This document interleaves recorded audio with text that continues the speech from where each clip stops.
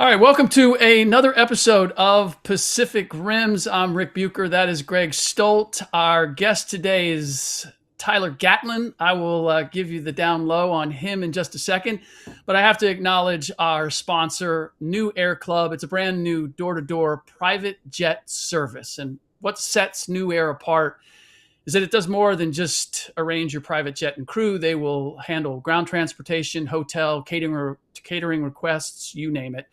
And because they bundle the service, you can be sure the trip will cost exponentially less.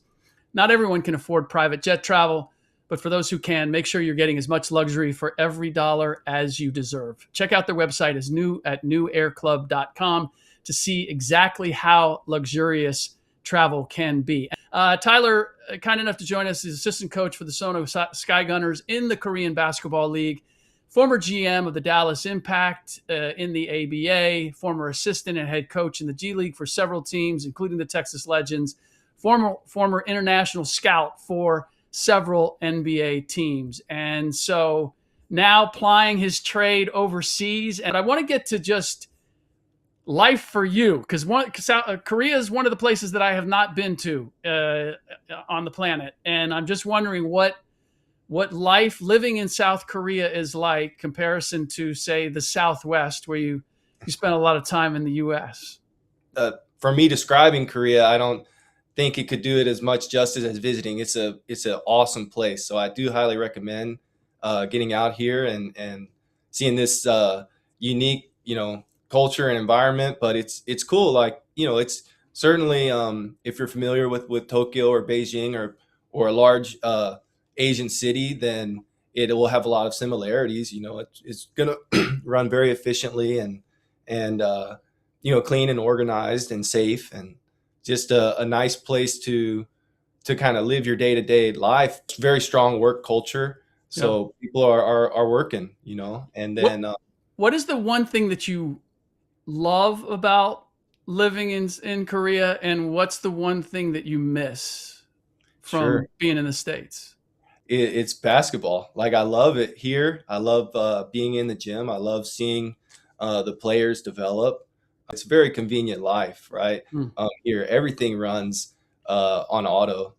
Whether you're ordering things from your phone, it arrives the next day right there or in 10 minutes. Like, it's just very efficient. So that's nice. But then, what I miss from living in Texas, Arizona, California, like, obviously things like weather and just the vibe of life, the pace of life, and and then it's the same answer to basketball, right? Because I love the G League. I was just having the time of my life, like seeing the same thing, seeing players develop, seeing all these different cities and towns, and like the game has taken me places, so that's really cool. Tyler, tell me a little bit about the food. You missed a little bit of barbecue. Can you get barbecue in Seoul? Yeah. I mean, food can go for a whole hour of a conversation, right? So Korean food's really, really delicious. And then, the Korean barbecue is unrivaled. It's hard to compare with U.S. because, you get more of a smoky type, cookout or barbecue sauce, like these type of things, side dishes for like very heavy potatoes and macaroni. Have you had Korean barbecue over in the States? Sure. Yeah. How does it compare? Because I've had Chinese food here, obviously. Yeah. And I've had Chinese food in China, and they're not even related. I'm barely related. And so I'm just wondering if the same applies, because I like the Korean barbecue I've had here. I just don't know if it's actually authentic or not. Yeah, it a lot of depends on the place and how it's run in the kitchen, but the kimchi and they call banchan, like side dishes, right? So that's going to be the thing. Like, if those are comparable or how they're served, like unlimited and just keep coming out and fill your table, then you can kind of see that, okay, it's got a lot of roots from Korean barbecue. But the pork belly and beef, whatever it is, grilling at the table, like that's the Korean style, having the induction, sucking the smoke up from grilling it yourself is it's part of the thing, right? That's part of the fun. What is the greatest challenge for an American coaching basketball in Korea or the KBL? Sure. I mean, this season anyway, I'm going to be the only foreign coach in the league, right?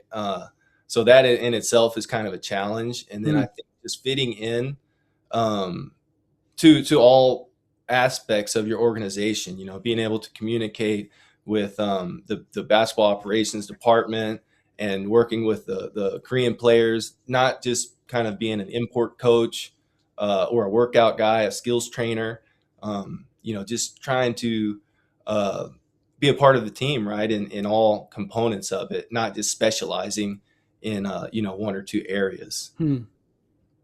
And then you coached a little bit in Japan as well. What's the similarities, differences, or is it equally challenging? Basketball level, what was your takeaway from both experiences? Sure. I mean, equally challenging, no doubt, but Japan is going to be a very diverse league and coaching staffs, and it's going to have components more from the Euro League and from Australia, and NBA concepts or NCAA going to run like an NCAA program. Really, it's going to vary. That they're from the 24 teams. Every team's going to have very unique identity. Here is going to be pretty. A lot of similarities among the 10 teams, from the front office structure to how the coaching staffs work, everything, kind of with a very high level of respect as you go down the organizational chart. That's a totally different environment from, like the G League or the B League and Hmm. what I was used to in my role as an assistant coach, centering a lot around breaking down video, right? Having video ready for the team meeting, or having video ready for the your players that you're responsible for your player development. Here, that's a little bit different, a lot different, right? And then also it's great. So that's some of the things that I can bring to the team of yeah, we can break the game down in this type of way, and we can see it from this angle. Here, it's about defense, right? Physicality, how you guard the pick and roll, your rebounding, offensive rebounding, the things that are valued is, in some aspects more than your spacing in the pick and roll, or what your early offense look like, right? Hmm. So similarities, but a lot of differences. So they utilize film, but they're looking at different things than what you would Yeah, normally and the way point out. that they utilize, maybe we're just gonna sit there, before practice and watch the whole game, you know, Really? and not say much, right? Really? Not pause it too much, just watch the whole game, and then when we're scouting for the team we're about to play, okay, we're gonna sit as a group and watch their most recent game in Wow. its entirety, right? So how do you go about, because I would think that from what you described earlier, you're trying to build relationships. You don't want to just be the guy, like a guy Mhm. that's providing a service, rebounding for a guy or doing Yeah. whatever, working him out. How do you build those relationships and at the same time try to incorporate some of the things that that the NBA utilizes that may be different to what they're used to, and you're probably facing a little bit of resistance because it's naturally different. Yeah, and it takes time, so some of it is just focus on my work, prepare like I always prepared. And the team would have hired me for a reason, right? And that has a lot to do with it, Hmm. being myself, so really sticking to my principles as a coach. Language is a big part of it, right? Do you Like, speak Korean? so, it's something that I've been exposed to for over, 3 4 years now. And yeah, I'm going to speak it in my daily life. Like in our office, nobody's talking to me in English, so I have to communicate whether it's fluent or not. Yeah. It can get this information across to this person without someone in the middle of the Yep. conversation. And then obviously that's not exclusive, because every team has an interpreter, a translator, but their big role, they're not spending half of their time right next to the assistant coach, right? They have two or three players that need a full service, need full attention to, this communication. So if I have a question for the head coach, I can't just call up, hey, come here. I got to talk Right.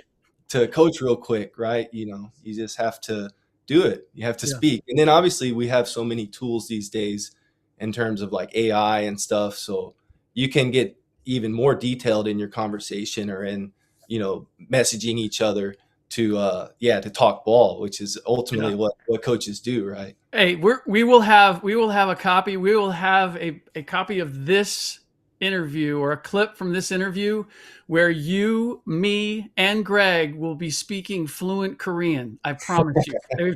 We've already done it. We've already done it before. Greg speaking fluent Mandarin, fluent Japanese. People had no idea. He's the master of any language that he chooses, thanks to AI. It's really remarkable what they're able to do. But obviously, you can't do that. You can't do that on the fly. Like you can't instantly bring it up yet. I think that's probably around the corner. That's the thing, right? It's sure. We have no idea what's ahead, but there's a lot of fascinating things, I'm sure. Yeah. How is that? You mentioned interpreter with the foreign players. How's the learning curve? How's the selection process for foreign players? When I played back in the good old days, I remember you had to pay to try out, and then when you tried out, you had a group of players, and they had a draft for import players. From my recollection, it was always the same import players every year. So, from my perspective, why should I go pay to try out to not make a league when I should focus on other leagues? Where I may have a better chance. But how's the learning curve for the players going from the U.S. or Europe to Korea and playing in the style of play and their roles and responsibilities and so forth? Yeah, the league really always is constantly evolving. And from that time when there was a draft and to the time where one import had to be above, 6'8" and one below 6'3", and the rules of of that position of that foreign player have changed a lot, whether they could play on the court together or not. And even next year is projected to change again. So, just flexibility in terms of, what the team is looking for, right? And having that understanding of, I'm coming here to be the center. Right now there's two bigs. So let's look at it through that lens. There's two, big men on every team, basically. Derek Williams is a swing man with a team that has some big local players, but pretty much you're on an island. A lot of teams are playing 5 out now, so you're in the middle of the court. You're making decisions. You're above everything, play good in the pick and roll defense, right? To have this kind of very high standard and of expectations that you have to kind of burden, but if you can adjust to, hey, we're expecting a lot and you're going to be out there, alone, pretty much, you get treated very well. You get compensated very well, and teams like you. And then, like you said, Greg, you get re-signed. And if you fit, kind of that first year, you can have a long career in Korea. A lot of examples of that. And then if you don't, it's a high pressure environment. You can get changed in the middle of the season or not re-signed. It's harder to stick around in the long term, but it's kind of really centered towards like game production. How can you be in your best form? Whether that's like your practice routine, your weight training program. You can kind of run at your own speed as long as you fit in with the team and in the in the battle, like in those big moments. You can hold it down and do the job that you're really expected to do out here.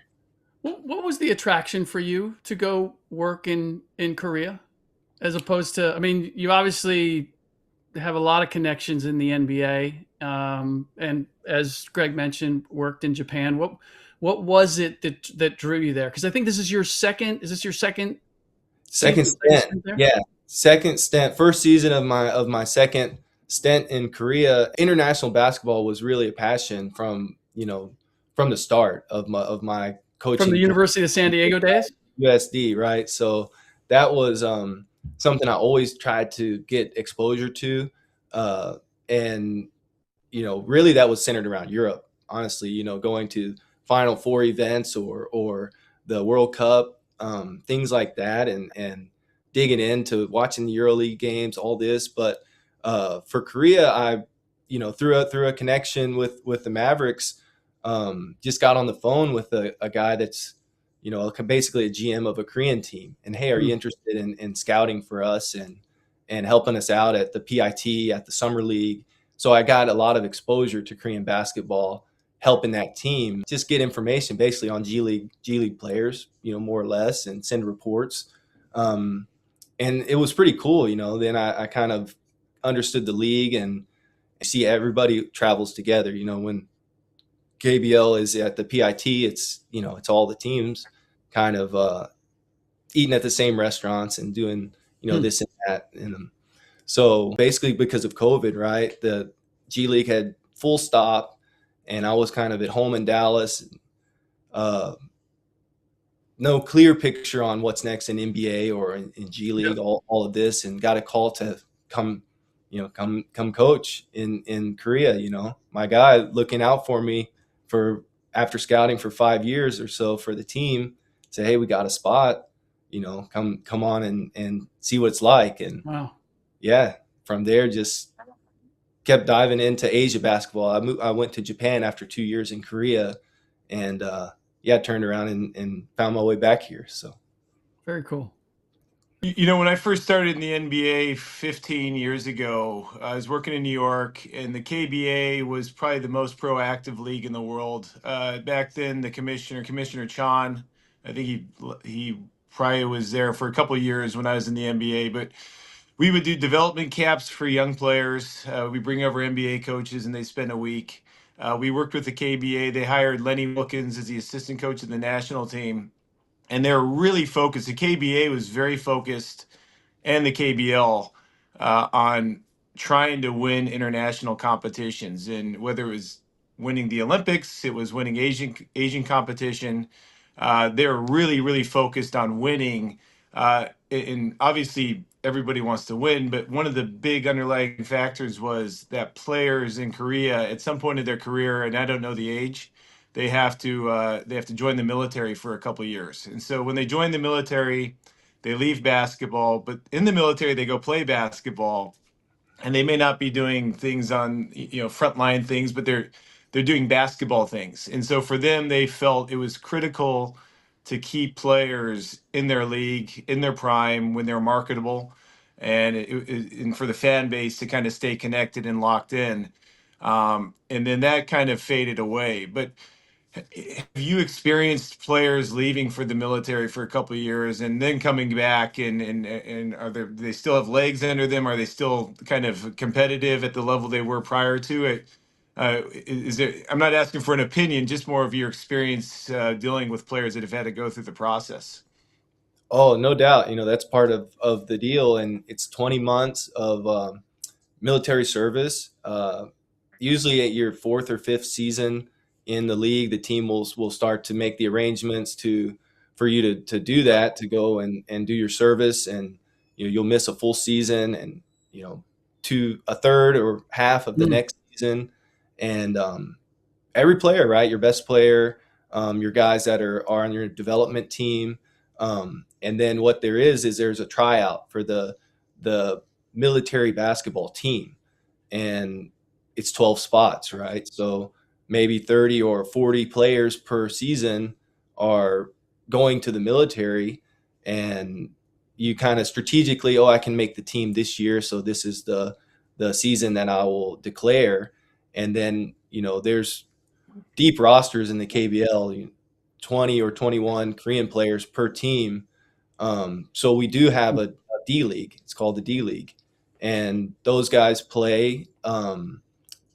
The military team plays in that league, so it's about 20 games, 22 games or something, and they will practice basketball, pretty much nonstop, exclusively while they're doing military. Right? They'll do their basic training and have whatever responsibilities that they have, but their focus will be basketball, which is a good thing. Sure. Right? You get to play a lot, and then coming back to on your point, to legs and fitting with the team and all this, you see both cases. You see guys hit the ground running, and then a lot of guys, like they aren't active, members of the roster, really contributors. So they're coming back and really trying to make it this go around, come back in a better shape or in better form, or have learned something through their time in the military, and still gonna, make a run at this career as a basketball player, even though they didn't get to play during that 20-month window.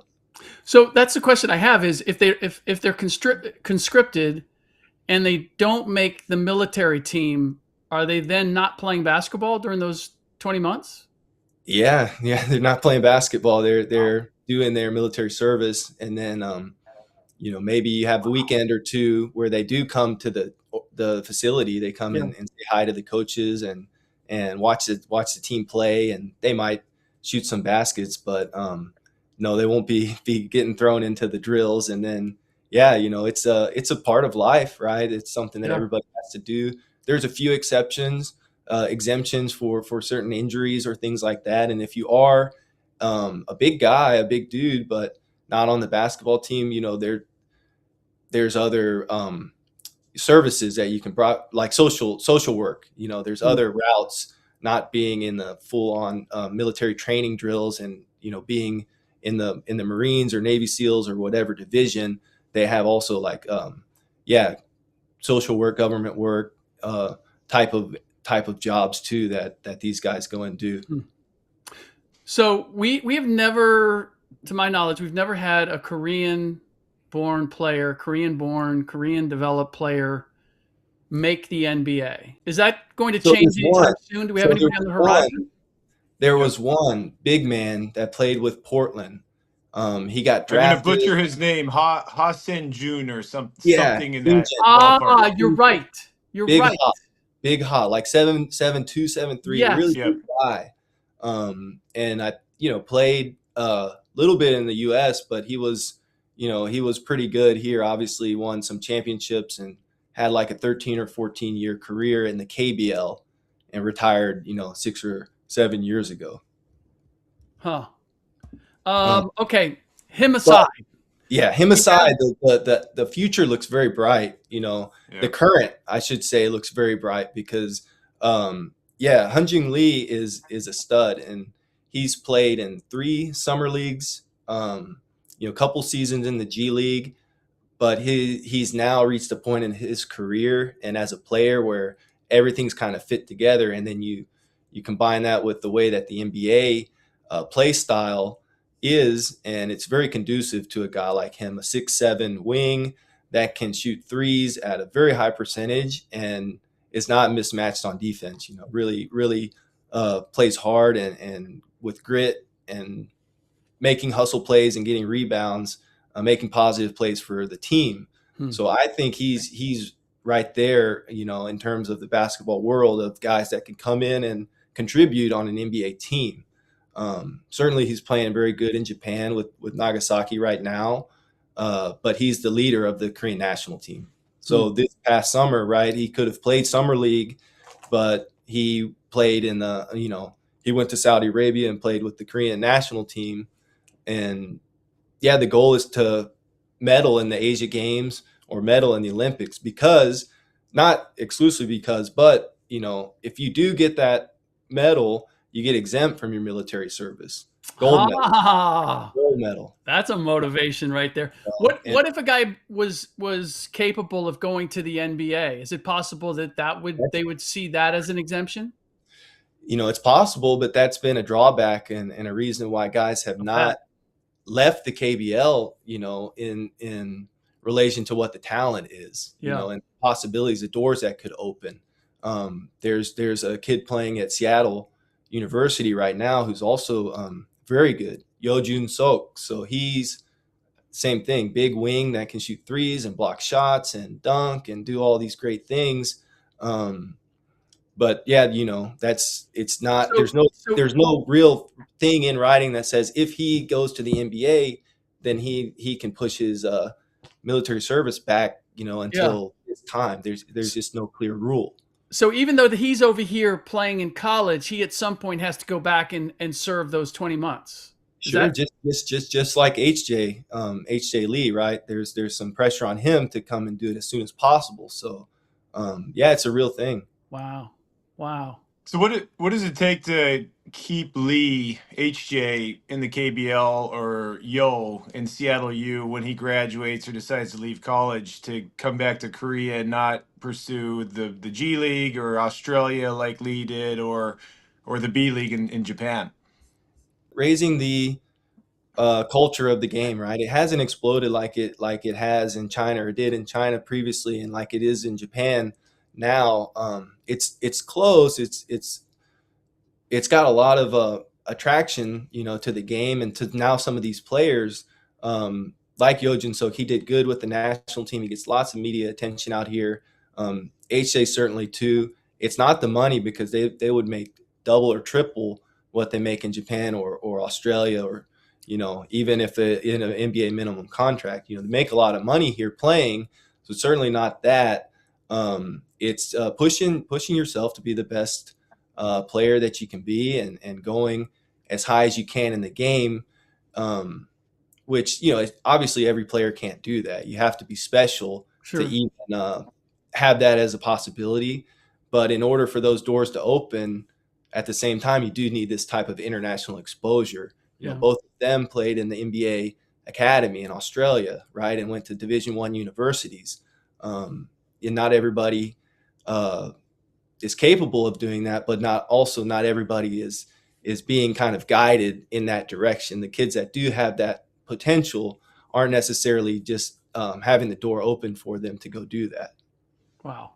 So let me. I just want to make sure I have this right. So the top Korean players could the best place to make money is for them in Korea, but they're going to Japan and other places for the competition level and to challenge themselves and to ultimately have the ability to improve above and beyond what they might be able to do in the KBL. Do I have that right?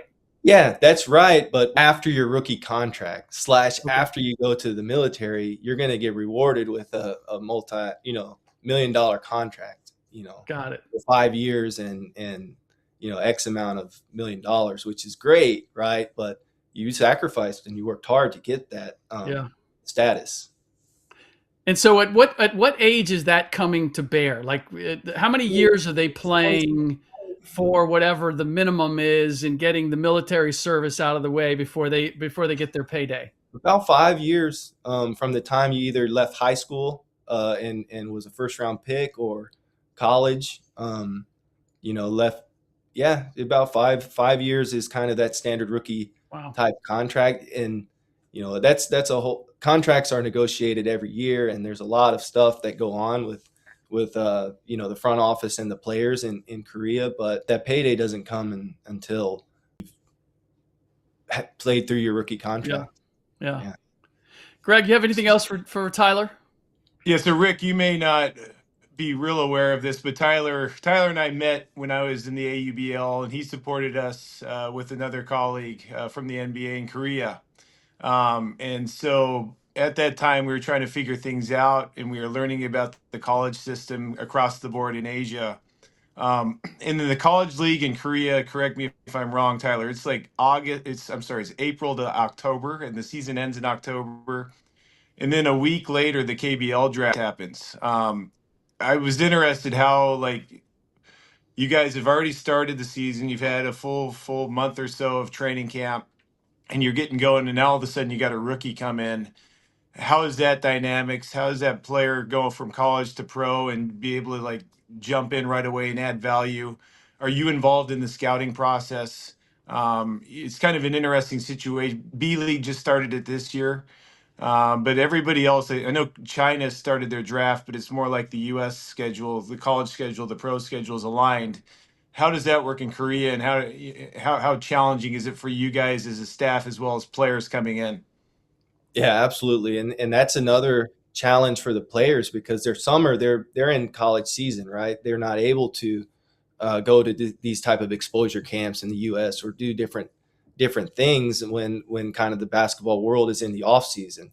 And then exactly right, the college finals will be in October and the Korean draft is in November, and every team gets 3 or 4 picks based on your roster size and whatnot, but your whole life shifts to being a professional basketball player, but you haven't finished the semester yet. So in the morning, you're still going to school, and then you're coming back and playing. And our rookie, fourth pick in the draft, now he's starting, and he got his first invitation to the national team. He's going to play in this next window later this month.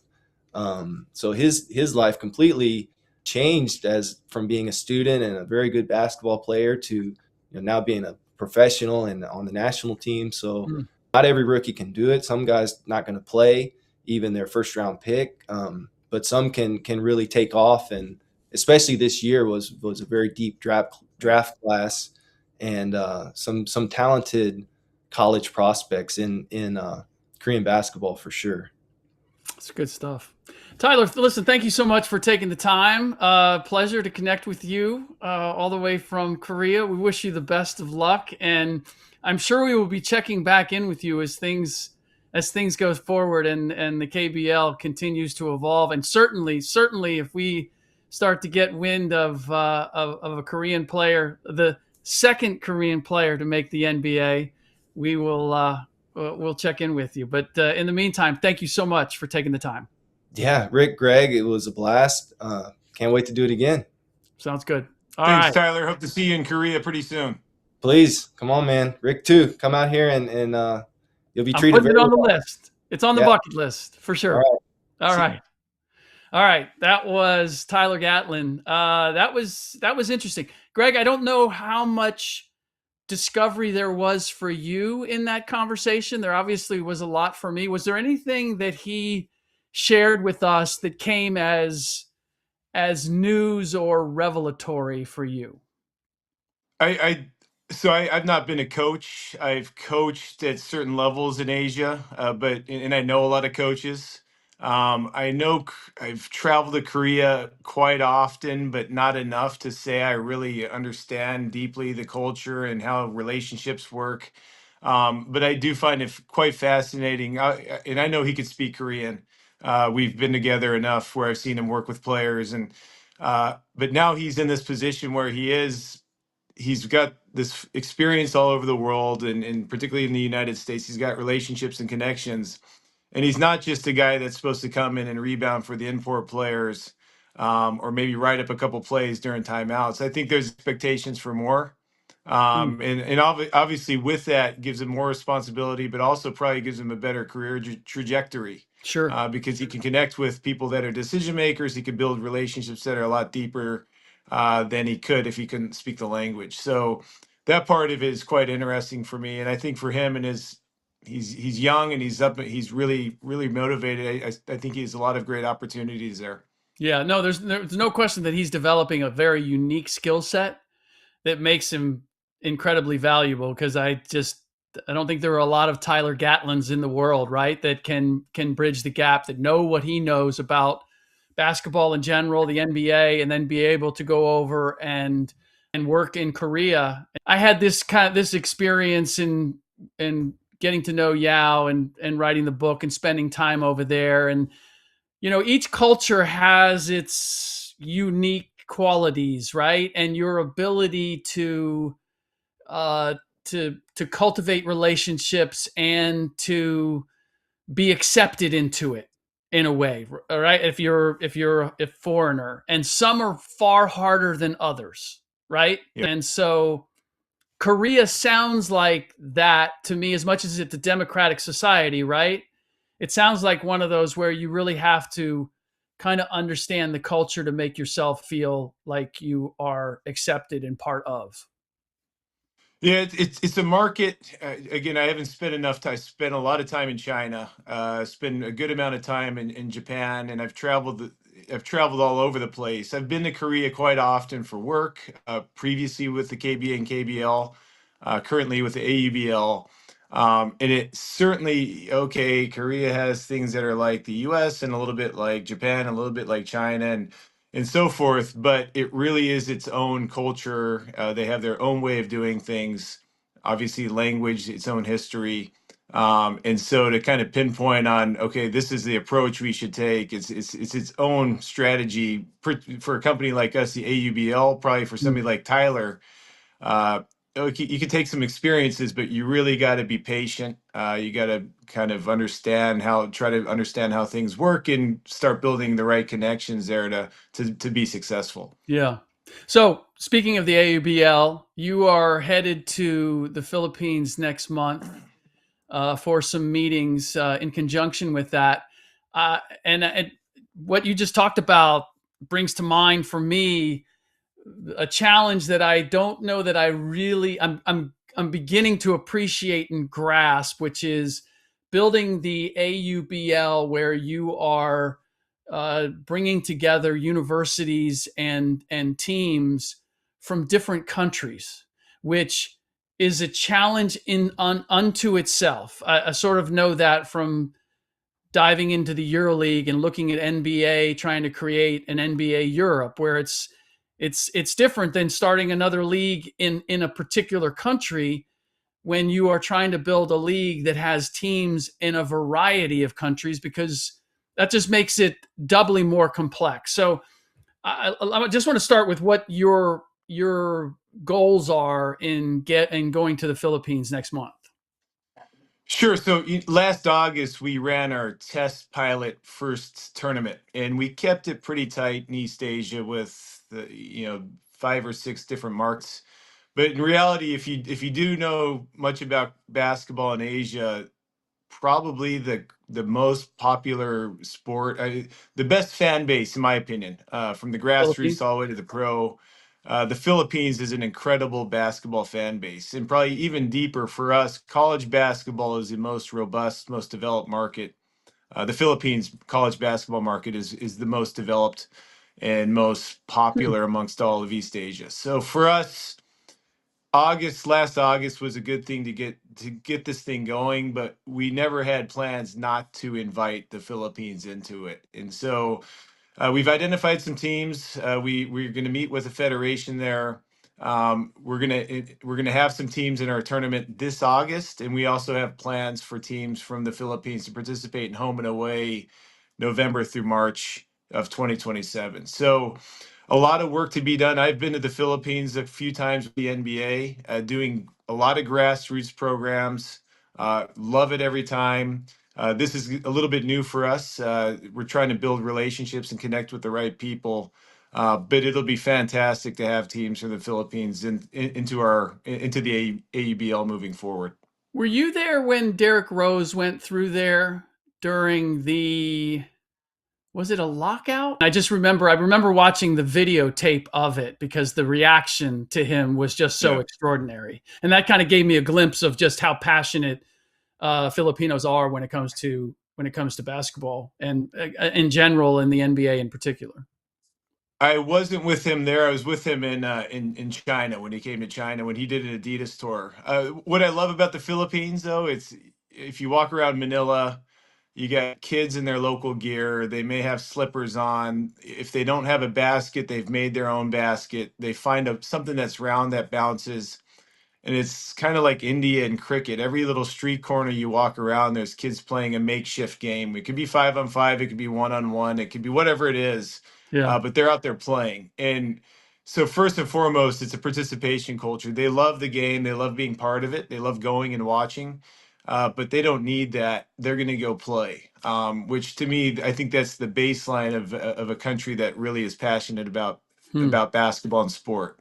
But it's fantastic. Manila, you just walk down the street, and every street corner, there's a different game going on. That's wild. That's wild. So, what beyond the Philippines? What is the great challenge for you in being able to establish or connect all these different universities in all these different countries? Scheduling. You kind of sit back and you're like, oh, the NBA has a schedule and the NCAA runs their schedules. And every Monday night, the Big East is on Monday.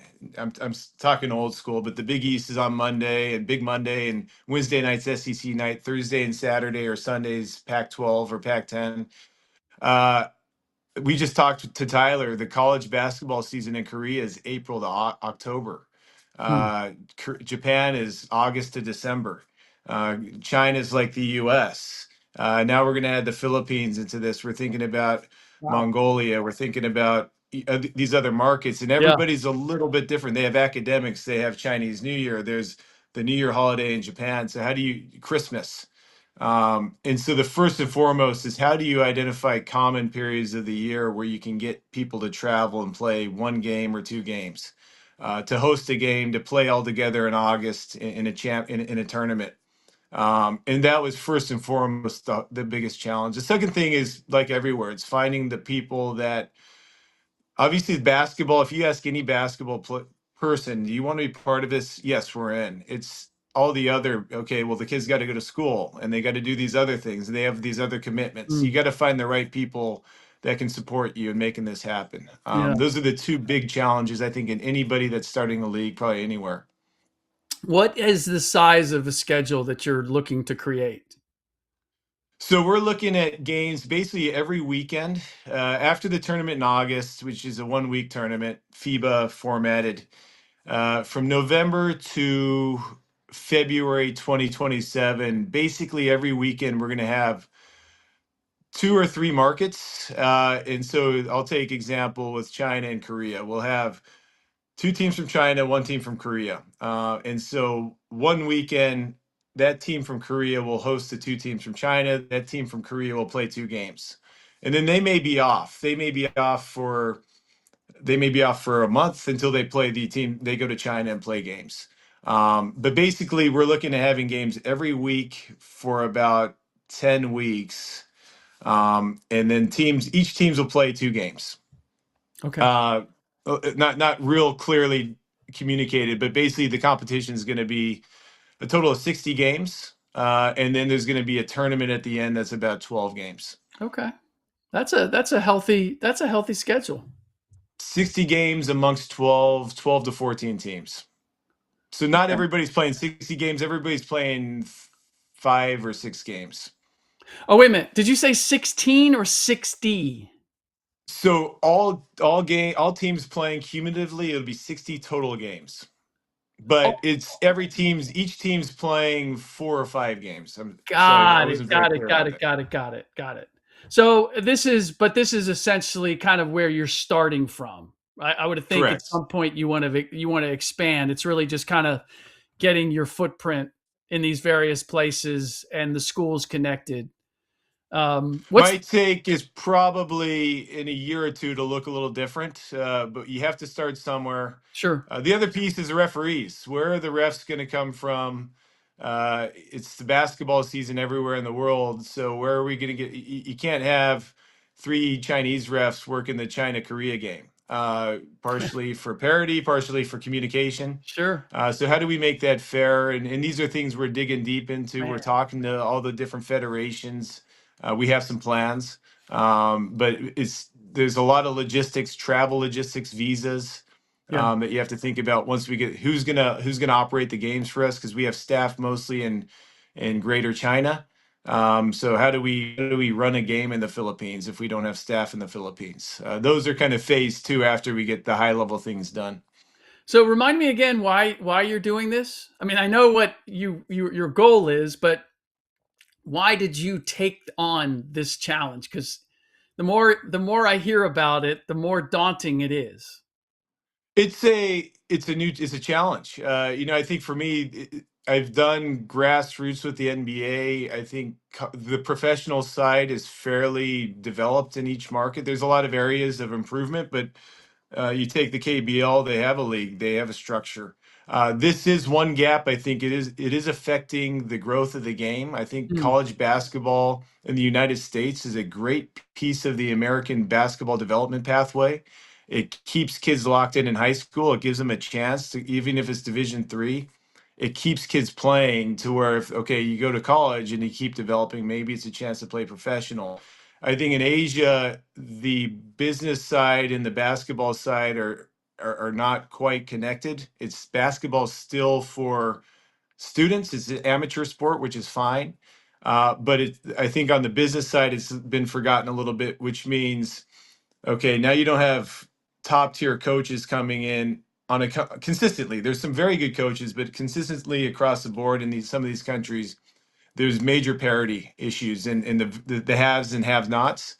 And we think there's a chance to build a business out of this, to put some money revenue back into basketball, to help grow it and make college basketball something relevant for people. And it's a compelling event. Our event last August was a really good basketball event with teams from Korea and Japan and China and Mongolia competing at a very high level. Yeah.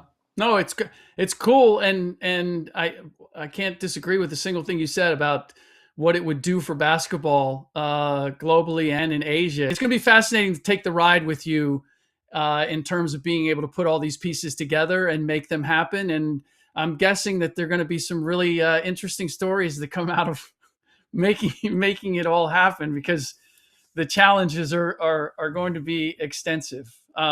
So already some interesting stories. We're only about a year into it. Yeah, no doubt. No doubt. All right. Well, we will continue to bring interesting stories and interesting guests like Tyler Gatlin to you here on Pacific Rims. In the meantime, Greg, I'll see you here, same time, same place next week.